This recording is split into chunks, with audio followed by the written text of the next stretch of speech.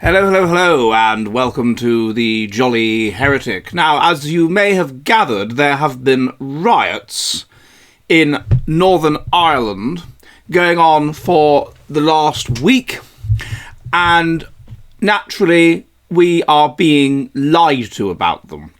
We are being lied to about them by our Pravda media on a kind of Southport level of lying, or at least a borderline Southport level of lying. So what I want to do today is look at, and I've got people in Northern Ireland who've been writing to me, by the way, so and thank you to those people, is look at what's actually happening in Northern Ireland and why. And it's very interesting in terms, I think, of the future of England, and it's just very interesting in terms of just sort of evolution and the differences between the Northern Irish and the British. That's what I want to look at. But before I do that, could you do me a little favour?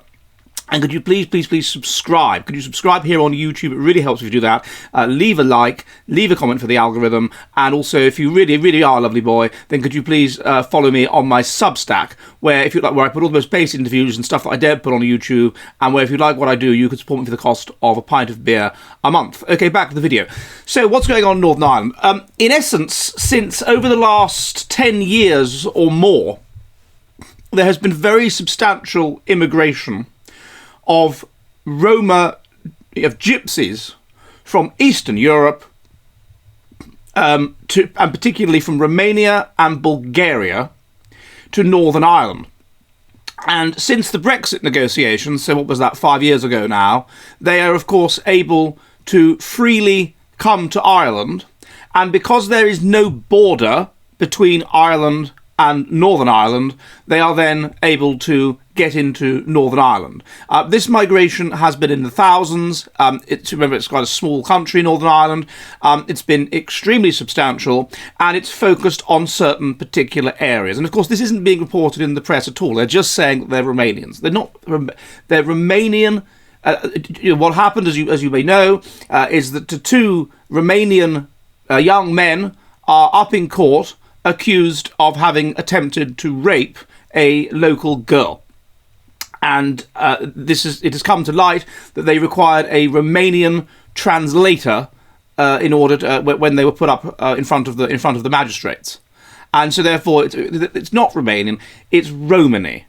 And this area of Ballymena was a Clonovan street, and this place is 50% of the people that live on this particular street in Ballymena are Romani, identify as Romani, either as Bulgarian or as Romanian gypsies. 50% of the people that live on this street, and the broader area in North Antrim, of which this area of Ballymena is a part, is only about 40% Northern Irish people. So the majority of people that, or less than that even, about 37%. So the vast majority of people that live there are foreign, and in particular, they are Romani immigrants from Bulgaria and from Romania. That's the situation.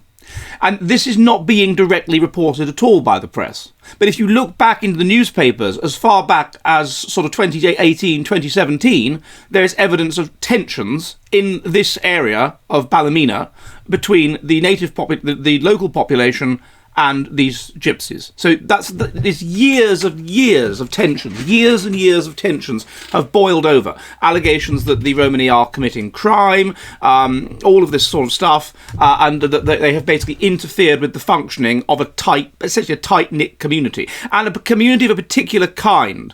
Because Ballymena Ian Paisley was the Member of Parliament for this area.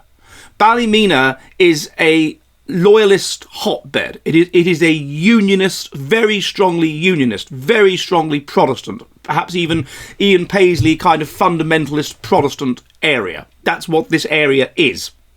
The Member of Parliament for this area is Jim Allister. He is not a member of the Democratic Unionist Party. Oh, no. He is a member of a breakaway group from the Democratic Unionist Party that doesn't think the Democratic Unionist Party, which itself broke away from the Ulster Unionist Party, is based enough called the traditional unionist voice. That's what he represents. He is, as it were, Northern Ireland's or unionism's far right.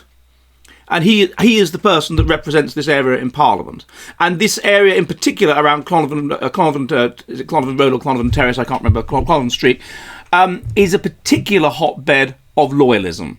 So you have a very, very tight-knit community of committed loyalists and Protestants, and they feel under attack from Romani who have come in and who, as far as they're concerned, I'm trying to find something for you. As far as they come in and keep creating disorder.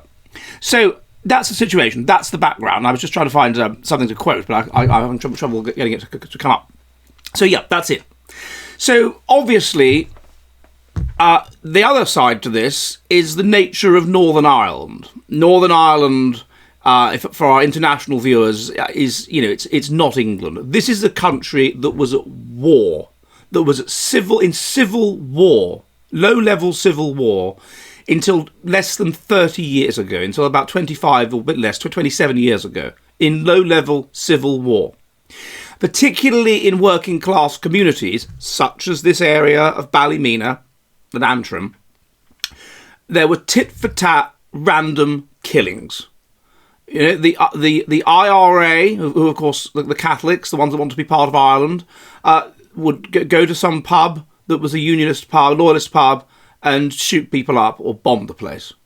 And then in retaliation, the UVF or some such group, the Ulster Volunteer Force, would go to a Catholic pub in a Catholic area and shoot people up or bomb the place. So this means that mortality salience is extremely high among the Northern Irish compared to the rest of the country. These people are closer to death, and if you are closer to death, then this brings out your instincts, and these include instincts such as religiosity, which then imbricates over into fundamentalist religiosity and the idea that those that are not part of your sect are just evil and of the devil, basically. And of course, it crosses over with ethnocentrism. It makes you more positively and negatively ethnocentric. And it makes you just generally more instinctive and more prone to act in a violent manner.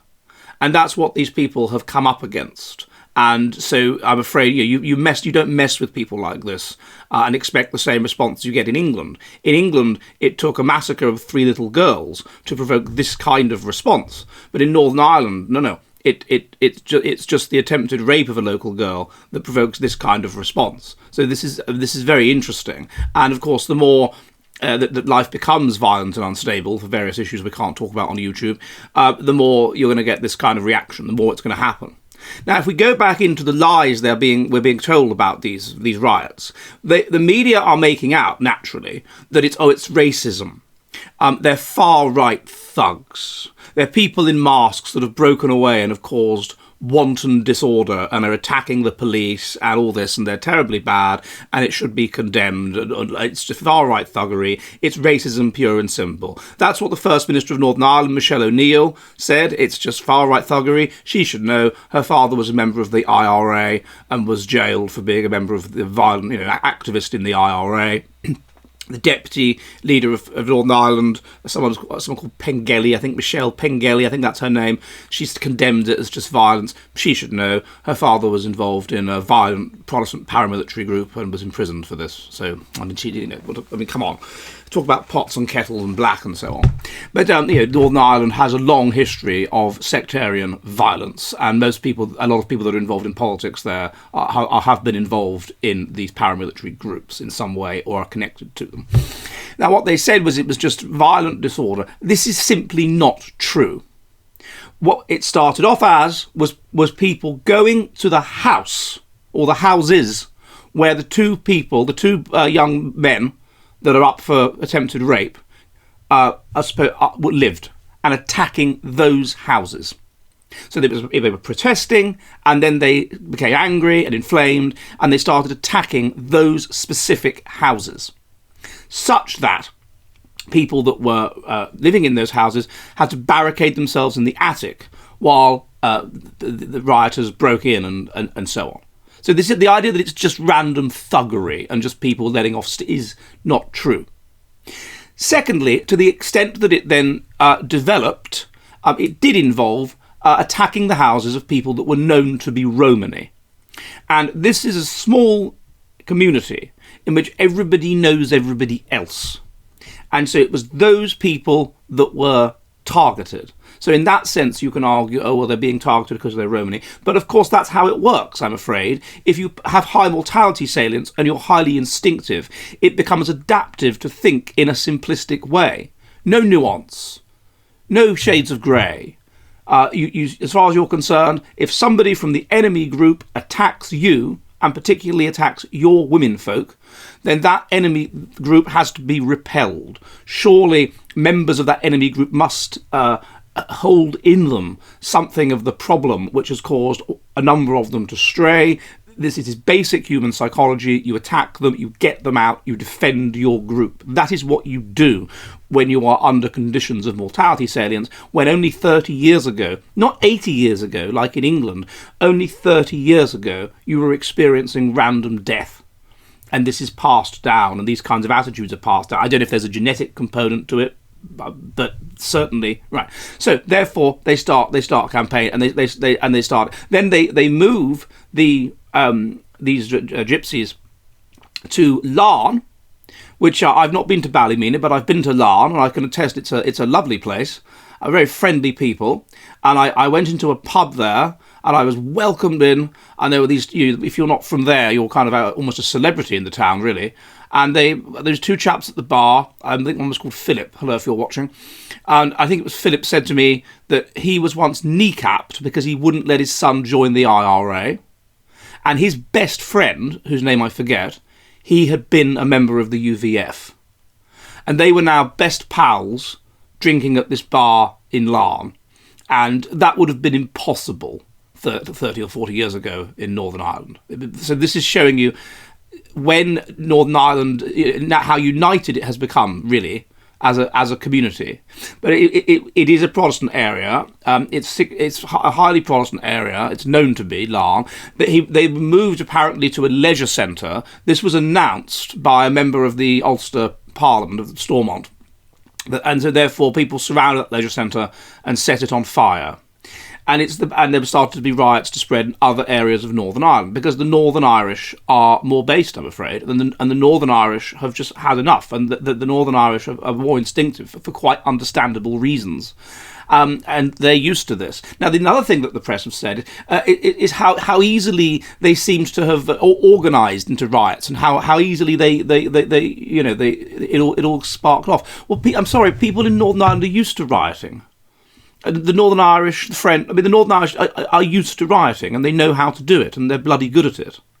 So we shouldn't be surprised by that. I mean, the silly season is upon us soon. It's the marching in Northern Ireland, and in particular Protestants marching through Catholic areas. And this often sets off rioting and so on. I mean, in 2001...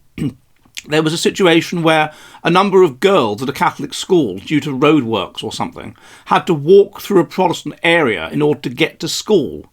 And the result was that they had to have armed guards to walk to school, and the Protestants were throwing things at these little girls, including balloons full of piss. I remember being on an aeroplane about 20 years ago with one of those little girls, and she was telling me about it. So that's how much the tensions were. But these tensions have dissipated a lot, because I'm being told by people... Remember that this area in Ballymena is a highly Protestant area, but there are Catholics there. And the Catholics are themselves participating in the protests. Catholics and Protestants are increasingly united in Northern Ireland. We saw this in Belfast last summer in response to the Southport massacre. That the Catholic people with the tricolour and with the Union Jack, and they were united marching against this, because that's what it takes to unite people, an external enemy. In Finland, the Reds and the Whites after the Civil War hated each other, but they were united by the Russian invasion. And this is what we are seeing in Northern Ireland. They are so they're not telling that. And then when they say that it's all racism. No one seems to be reporting the fact that the girl who they attempted to rape is half black. Her father's black. And Jim Allister said this on on live TV, and quickly the newscaster tried to sort of brush it under the carpet and say we shouldn't be reporting these kinds of details. How in what senses are these racially motivated racist marches if the people of Ballymena are going to the streets rioting for the honour of a black female or half black female? That's not a very racist thing to do. She's half Northern Irish, yeah, but she's half black. And they are rioting knowing that that's the case. That's known in Northern Ireland. She's half black. That's not exactly what racist far-right thugs are going to do, is it? But as far as they are concerned, she's one of them. She's born in Northern Ireland. She's half Northern Irish. She's one of them. So we are not being told the truth about this. And these riots aren't stopping. And from an evolutionary perspective, the idea is to drive them out, is to show internationally, do not come here. And it seems that the Northern Irish are being quite successful in that regard, because a lot of these people are now leaving and stating, I'm going to go back to Bulgaria and whatever. I can't stay here. And it's a poor area. It's an area where there was factories that have closed down, where there's competition for work, and all it needed was a spark. And this has been building up for a very long time, and that is the spark. And as I say, Northern Irish people are not English people. They're closer to death. And that is why we're getting the extreme reaction that we're getting. So I hope this has been of interest, chaps. And if you're watching from Northern Ireland, a number of people have got in touch with me. Do get in touch if you have any interesting information. And I will see you all soon, and goodbye. Are you ready for the future of the West?